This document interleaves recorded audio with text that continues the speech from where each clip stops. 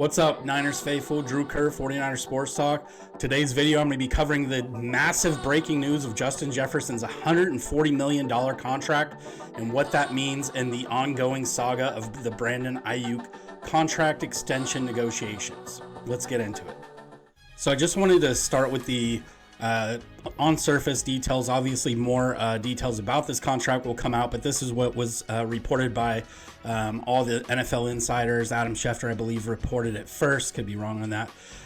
But, you know, this has broken the mold. It's really just set a new precedent. It's unprecedented, really. And the question that I have is this the new standard, or is it going to be somewhere in between? You know, we have guys like A.J. Brown, who signed just recently, a few weeks ago. And so is that more of the realistic number that teams will be targeting? Because not everybody's going to be able to pay this massive contract that Justin Jefferson just got, especially with the guaranteed money. So, you know, it's $140 million total.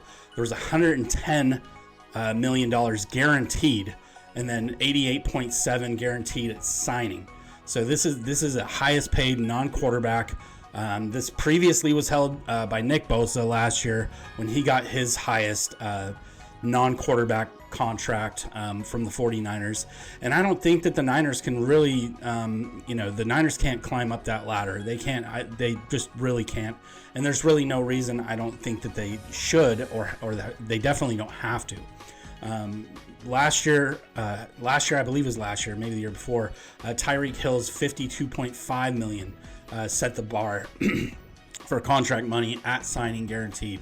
A.J. Brown, like I said, this year, $51 million. This is all per Sports Track. You can look it up yourself, if you're interested in this kind of thing. But I think A.J. Brown's contract is probably a little bit more in line with what the Niners are doing. And even kind of going back to the Davante Adams deal a couple years ago, I think that might be the numbers and that the Niners are trying to target. It would be more money than Debo. So as I mentioned, you know, the Niners are not obligated to have to pay Brandon Aiyuk at all this year. He's under contract, so the Niners hold all the leverage in this. But how does this affect what the Niners are trying to accomplish with Brandon Aiyuk? They do want to pay him, but they could get him for the next 2 years without him having any say so. He's under contract. He can hold out and lose money and do all these things. That's really just hurting his own bank account. So he could play on the $14 million that he's due this year. The Niners could just say, sorry, we're this Justin Jefferson thing really just broke the mold, and we're not really prepared to do that this year. We'll see how things shake out next year when, some other money frees up with other players leaving and things like that. And then they could actually franchise him. But franchising him is going to be a steep cost anyway in and of itself, because they're going to take the top 5 contracts, and that's how they set the average is going to set the franchise tag market for Brandon Aiyuk. So he would get paid a lot of money next year regardless. So it's kind of a win-win for the Niners, because they really have a 2-year window to be able to negotiate this. But I think that the bar has been raised significantly by Justin Jefferson. So his $35 million a year is really going to affect that 5-year average. So, and then there's the other outliers. Brandon Aiyuk is a person. How does he, if they're just like, screw it, play on this $14 million, how does that affect the locker room? Is Brandon Aiyuk going to be salty all year? Is he going to be moping around in the locker room? Is he not going to be giving it 100%? I don't think that that's in his character. I think when he's on the field, he's giving it his all. He doesn't want to let his team down. He loves a lot of these guys like brothers. So, it's a very fine line, though. Like it's going to be in the back of his mind. Is he going to drop passes because he's thinking about this money that he didn't get, that he feels like he deserves? So these are all questions. These are all really important details that the Niners have to consider moving forward. The next thing I wanted to kind of just bring up is should the Niners allow Brandon Aiyuk to explore trade possibilities, not to trade him, but to set his actual market. Like, what do other teams, how does the rest of the league view BA? Does he have elite metrics? Or he does have elite metrics and efficiency, route running, blocking, average per reception, etc. So, how does everybody else look at him? Obviously there's been rumors that the Steelers want him and a few other teams. The Patriots have been mentioned, Jacksonville. Everybody's kind of got their rosters not totally set, but, I think that it would have to come in at a bargain if the Niners were going to trade him. I think trading is pretty much off the table. It's not impossible. I still think there's a very low percentage chance that it could happen if they just, if everything's stonewalled and BA's like, I'm not playing for y'all. I don't want to play for you. Trade me. And he's just adamant about that. The Niners really have to consider that, but then they're not going to get the best value for that. They're not going to get anything this season that's going to help them. So they could just flat out say, no, you could sit out if you want, and they could call his bluff, and then Brandon Aiyuk doesn't play football in 2023. I don't think that is definitely not a likely scenario. I've heard other content creators say, I have a feeling that Brandon Aiyuk's not going to be with us this year, and he's going to play this year. It doesn't matter if he's playing for us or somebody else. He's playing this year. So anyway, I just thought about that. I was like, maybe the Niners should not allow him to seek a trade in the sense that he's going to be traded, but just allow him to kind of get out there and get feelers out and see what other teams might be offering. And the Niners can get that information anyway. They could call other GMs like, hey, what would you give us, this and that? And then they could go back to Brandon Aiyuk's agent and say, hey, this is what teams are offering. And we're offering, we're not necessarily matching, but, he's under contract. So this is take it or leave it. And sort of kind of go with that. I wanted to kind of just take a look at the black and white stats. These are definitely not be all end all. This is the cement of everything, because there are advanced stats that actually take a deeper dive and look into what Brandon Aiyuk is actually doing. And so just kind of wanted to take a look at surface level stats, just to kind of see where he stacks up with some of his competition, some of the other wide receivers. And so I'm just going to jump into that. 31st, he's 31st in receptions last year. He was sandwiched in between Calvin Ridley and DeAndre Hopkins. He was 7th in yards, 2nd in yards of reception behind only George Pickens. So that's a pretty huge one.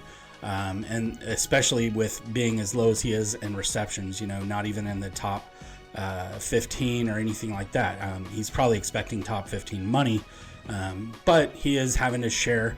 He had a Instagram post that says he doesn't like splitting his food. Well, he's splitting his food a lot in terms of production on the 49ers, because obviously of Kittle, Debo, CMC, all these guys that he's having to share touches with. They just added 2 more receivers that might get mixed in, so he is going to have to split his food if he's playing with the 49ers this season.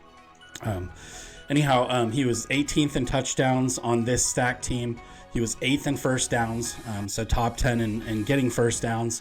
2nd in yards a target. So in comparison, Justin Jefferson was 7th.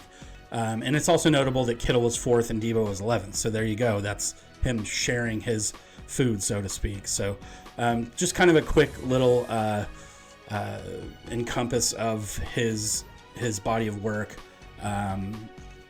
just on the surface level. So I think that adds a little bit of context, because showing the types of receivers that are down on the bottom end of receptions, like Calvin Ridley, DeAndre Hopkins, who are both now on the Titans, and have a second-year quarterback that's going to be throwing them the ball.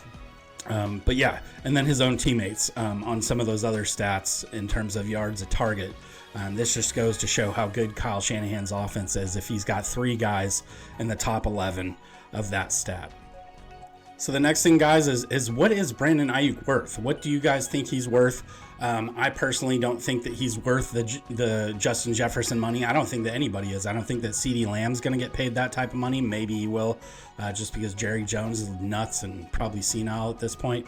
But I think that he's not worth the guaranteed money, at least. I don't think they can justify paying him $110 million, even if they try to split it up like they did with Bosa and split it up with 3 different payouts in the structure of the contract. But I kind of feel like he is maybe in the range of A.J. Brown, Devontae Adams, those types of guys. And I think that the guaranteed money probably could be anywhere from 50 to 60. I think 60 is a little bit high. I think the Niners really would prefer to keep it down around 50. They prefer to keep it down even lower than that. You know, Amon-Ra St. Brown got $35 million, so it's kind of peanuts now in comparison to what Justin Jefferson just got and received. And you know, Jamar Chase is going to be in that equation too. So there's still a couple dominoes to fall in those two guys, CeeDee Lamb and Jamar Chase. You know, I think that he probably is more in line with like an A.J. Brown or Devontae Adams. Like I said, I think that those, if you look at those contracts and look how they're broken down, I think that the Niners can do that a little bit more. And I also don't think that there's going to be a ton of money tied up in the receiver room next year. I do believe that the Niners can get out of Deebo Samuel's contract next year. They have a void out to get him out, and they might even try to trade him next season. Just because he's getting older, there's a lot of wear and tear on Deebo's body, just from the simple fact that he plays the game extremely aggressive. He plays the game a little bit more like a running back than a wide receiver. So, and I think that the Niners' plan in 2024 is to develop that more like wide open passing game. I think that they're going to, you know, be trying to get the ball out quick, still get the Yak brothers going, you know, Kittle and everybody. But yeah, what is he worth to you guys? I don't think that he's not going to get Justin Jefferson money. We can all agree on that. I think that this bar was set, but this is this type of money is an unprecedented contract. It'll be interesting to monitor how other teams view this contract. I think a lot of the agents and stuff are probably scrambling right now. You know, they're probably everybody was in the middle of negotiations. CeeDee Lamb's agent and Jamar Chase likely. So, you know, those guys are probably like trying to wrap their head around this thing. They're probably trying to get more details, but the guaranteed money is just silly. It's astronomical. So I just wanted to post these few things for you guys. Here's a look at the top 15 in average salary per year. The actual contract value.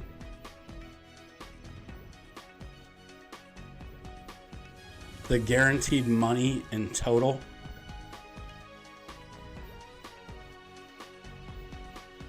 And the most important factor on these contracts, guaranteed at signing. This is all fully guaranteed money that they get right up front.